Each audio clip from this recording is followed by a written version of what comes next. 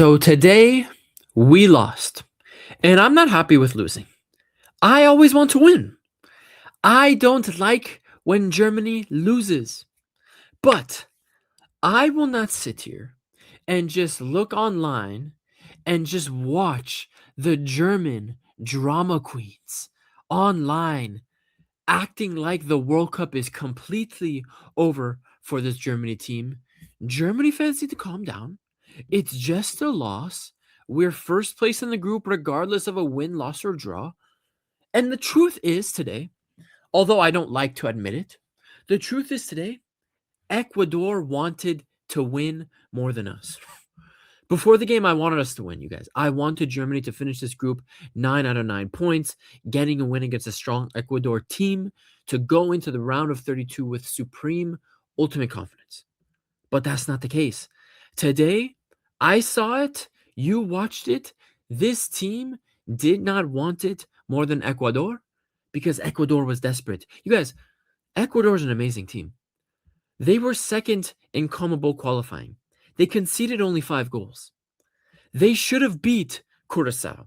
They should have had 2-3 goals against Ivory Coast. They should have been battling us in this game for first place in the group, but because of their horrible finishing, they were not in that position. But today they showed up. They knew they were desperate. You guys, they were desperate. At the end of the day, they were an extremely talented team that was desperate and fighting for their lives. Their World Cup lives, their World Cup dreams, against a Germany team who was already first place in the group, no matter what happened. So it's not an excuse, but calm down. It's not the end of the tournament. Losing to Ecuador is not a bad thing. Although I want us to always win, Ecuador is a fantastic team. You need to realize this. All my Germans out there, you need to realize this. It's okay. It's okay to lose. You have to lose to get better. And I believe that after today's game, this team will get better with the loss. 2-1 loss today. Sorry if you could hear the airplane in the background. It's a 2-1 loss today against Ecuador. We started the game off fast. Our boy, Leroy Sané, the bum himself, who, by the way, wasn't awful today, but just, we're going to talk about it. It was like a moment that epitomized Leroy Sané to the fullest. But anyway, he gets the game going. Goal, second minute. I thought it, honestly, if I'm being honest, I thought it was a foul. I thought Pavlovic's boot was too high. But it is what it is. The refs didn't call it. The ref was not sent to the VAR. We get the goal. And to be honest, you guys, I don't care. It's been far too many years now where Germany don't get the right call. Germany don't get lucky with the refereeing decision. We are not given the grace with the referees. Today we were, and I'm taking it every single day. I take that goal every single day. So finally, we get a ref decision. Just a couple minutes later, though, Angulo with a banger. I will say there's 2 things on that first Ecuador goal. One, again, if you watch my last post-match reaction against Cote d'Ivoire, I said, I love Felix Mecha. He's having an incredible tournament. He's top 3 players for Germany at this tournament. But, and I said this, go back and watch the tape. I said, he has moments where he randomly gives away the ball in unnecessary situations and causes dangerous counterattacks for the other team. This is exactly how Ecuador scored. In a moment where he's not under much pressure, he misplaces a pass and Ecuador win the ball back. And all of a sudden, you have a couple of Ecuador players running at our back 4. We stand off and Angulo gets the shot in the end. It was a decent shot, but blame on Mecha. And then you guys have to be honest, Manuel Neuer. I'm sorry. Alisson is saving that. Courtois is saving that.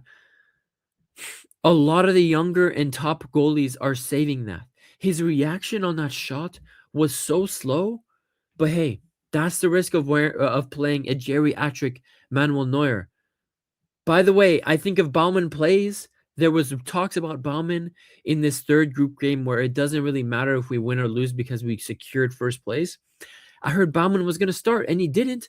I think Baumann saves that. I think Nubel saves that. I think Jonas Urbig saves that. But Manuel Neuer's reactions on that were so slow. So again, I blame him for the goal, but I put a lot of blame on Felix Mecha for that goal. And it is for a situation where I literally called him out on it last post-match reaction after Ivory Coast. Unnecessary giveaway and an unnecessary goal to concede. 1-1. Rest of the first half plays out. It's pretty even, but I would say when we have our starting team in with our starting midfield, Pavlovic, Mecha, I felt that we were in control of this game. The Ecuador was not posing too much threat in the attack, and I felt like we had control of the match. Second half comes around. Now, second half comes around, and Nagelsmann decides to make subs.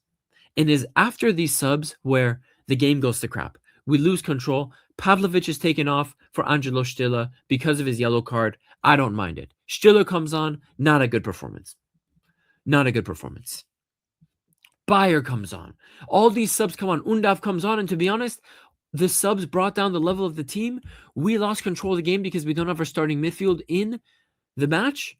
And after Felix Mecha also went off for Pascal Gross.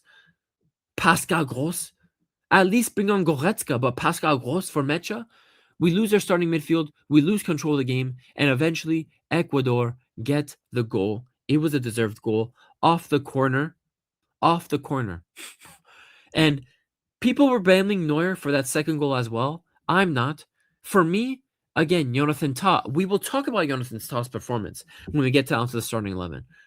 Jonathan Tah had a disaster class, and I blame Jonathan Tah for that goal. He is just standing there watching the ball, holding on to the Ecuador player. You're holding on to him. So how are you letting him just waltz behind you unannounced? No pressure. Just ridiculous. So I'm honestly blaming Jonathan Tah for that goal. But this is where I wanted to talk about Leroy Sané. Before Ecuador scored that goal, and you guys, it is the most Leroy Sané thing that I could think of. Leroy Sané is on goal against Ecuador, 1v2. He has the speed advantage. It's on his favorite left foot. Dennis Undav flicks him in perfectly with his head. And this guy, Leroy Sané, has a chance to get a brace, shut up the haters, kill the game at 2-1. And what does Leroy Sané do? Leroy Sané kicks the ball into the ground, and the shot just bounces into the goalie's hands. And then what do you guys know? Ecuador go back up the field, win the corner, and they scored. You guys, literally, it was the most Leroy Sané thing I've ever seen. And you guys, you see the momentum graph here? This little black sliver, this little sliver right here for Germany, that's the Leroy Sané chance. And then right after, they score. So I'm not lying. Go back and watch the tape. It was right after Leroy Sané missed that opportunity. So it was just so frustrating. So frustrating. Ecuador score. We finally come back into the game. They sit back more. Obviously, Ecuador is always going to do that as a defensive team. They get the smash and grab 2-1, and they sit back. We get more possession. We try to create some chances. We can't really create much. Ecuador is a top 3 defensive side in the world. If you give them the lead, you can damn bet yourself that they're going to sit back and defend and do what they're best at. And they close the game out 2-1 winners. 2-1 winners. So we lose. We're still maintaining first place in the group. It's looking like, as it stands, we'll play Paraguay in the round of 32. And, I felt we will, with our starting team out there, I felt we were in control of the match. But you guys, I go online, and what do I see? I see the German drama queens all out and about, saying the World Cup is over. That was a disastrous performance. We're going to play like this against Paraguay, and we're going to get knocked out. It's over for us. We're never going to win the World Cup. These players are trash. And it's just tiring, man. It's one loss. And you guys, like I said in the beginning of this video, Ecuador is an incredible team. I will not be surprised if Ecuador make a quarterfinal. I will not be surprised if they play like in England and they beat in England. This is a great team. Their defense is top 3 in the world. They were second in CONMEBOL qualifying for a reason. They beat Argentina for a reason. So, yes, we lost. But you guys, I'm going to spin it this way. I know, and people might take this as, oh, Hokage, you're just being always too optimistic. But I'm sorry, this is how I see it. Nagelsmann brings on the subs, and to be honest, we're already getting first place. We get to rest some of the starting players, and you bring on subs like Bayer, Stiller, Goss to see what some of the other bench players perform like before we go into the knockout stages. I felt Nagelsmann, that was the reason why he brought those players on. He wanted to see them get minutes and see how they perform, to see if he can count on them in the KO stages. So I feel like he got what he wanted from the subs today. He saw the performance, and the performance wasn't that great from Stiller. The performance wasn't that great from Pascal Gross. Bayer, better than the other subs for sure. He was the best sub, but again, Malik Chow came on as well to come in at right back for Joshua Kimmich. He was all right. So this was a game Nagelsmann used. Basically, Nagelsmann threw the game away in the second half.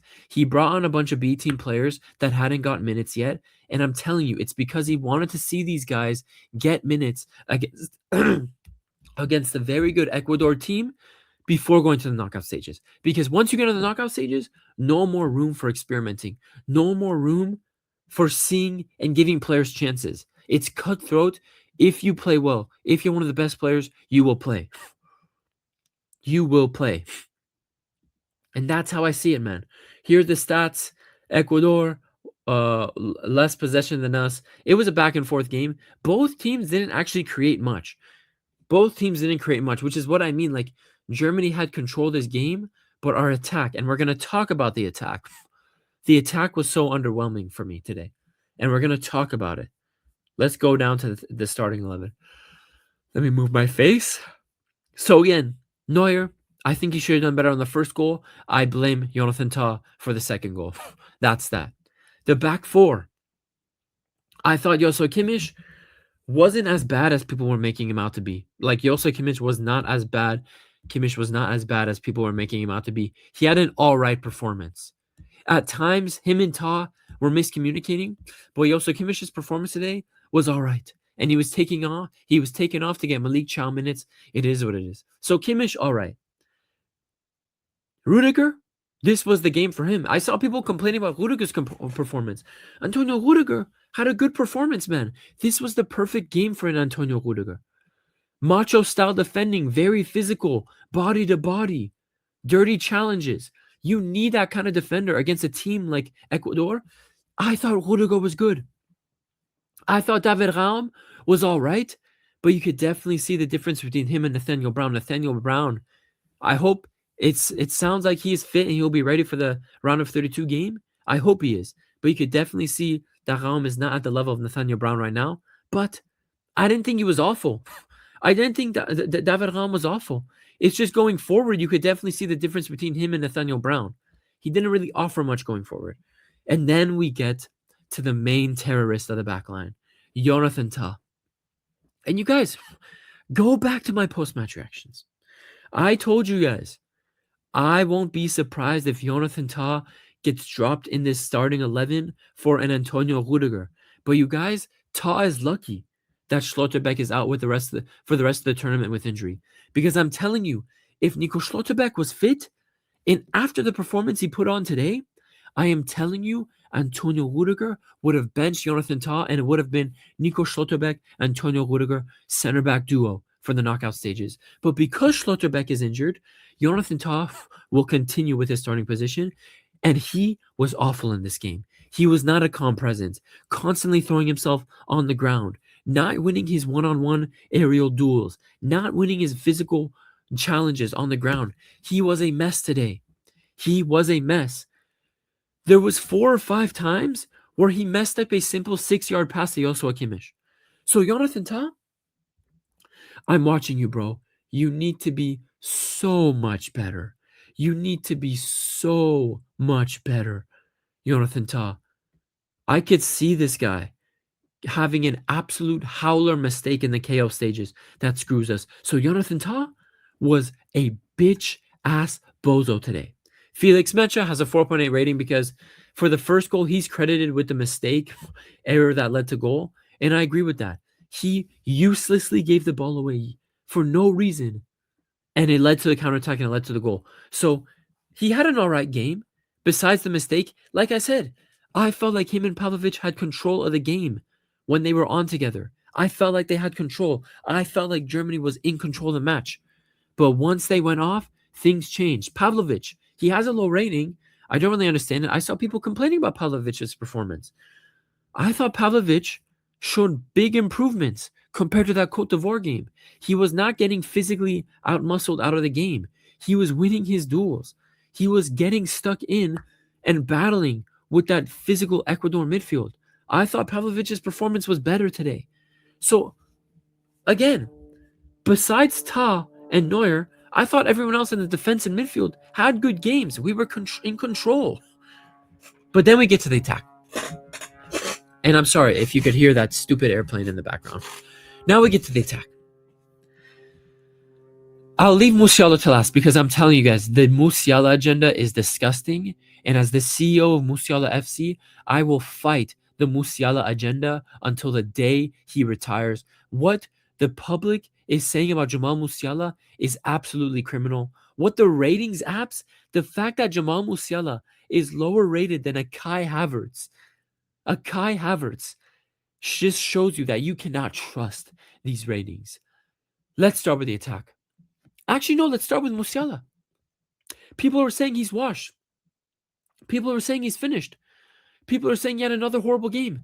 You guys, genuinely, I don't see what other people are seeing. I see, and this is what I saw in the game.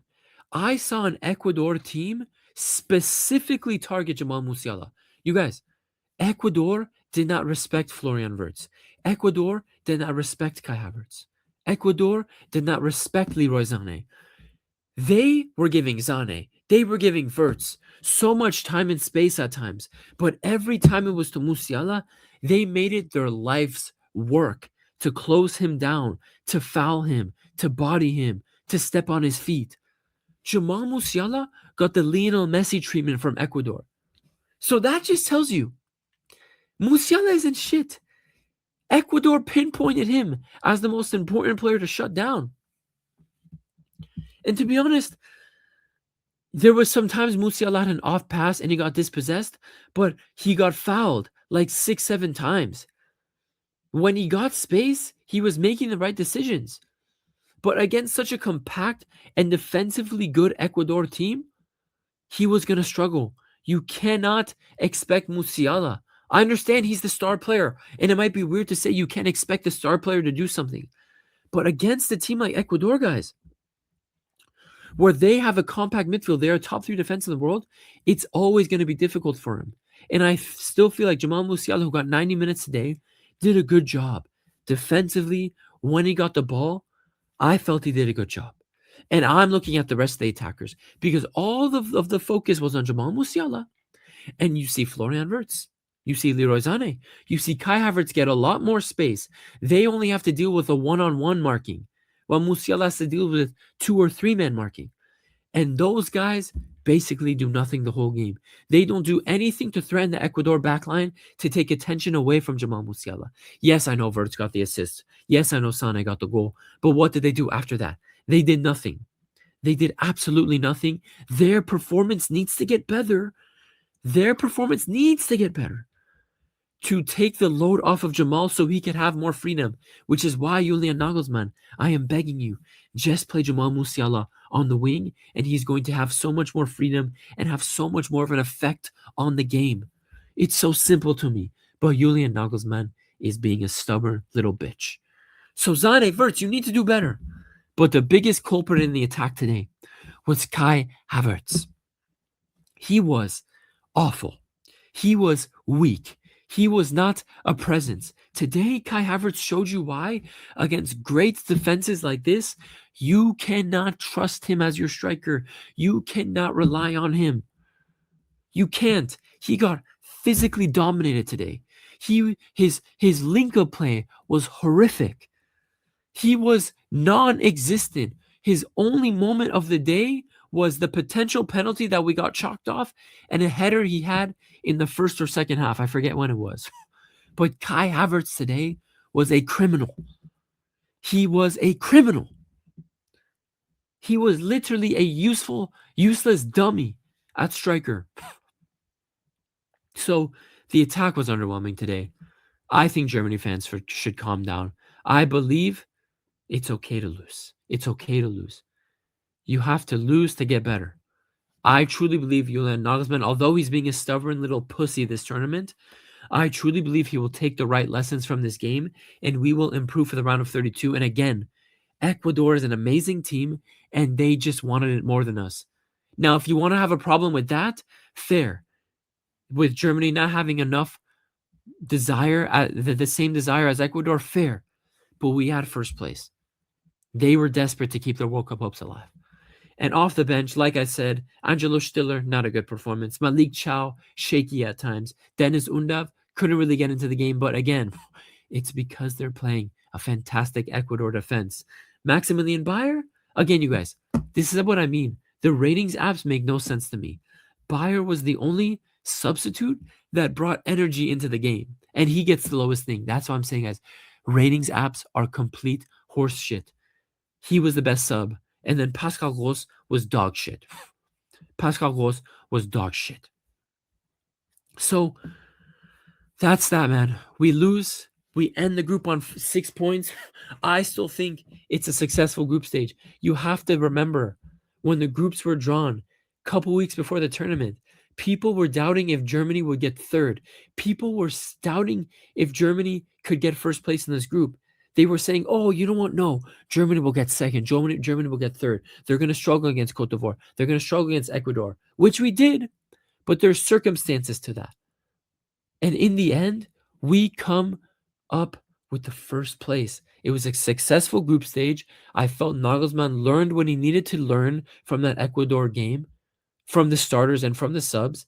And we move on to the round of 32. Germany fans, you guys really calm down.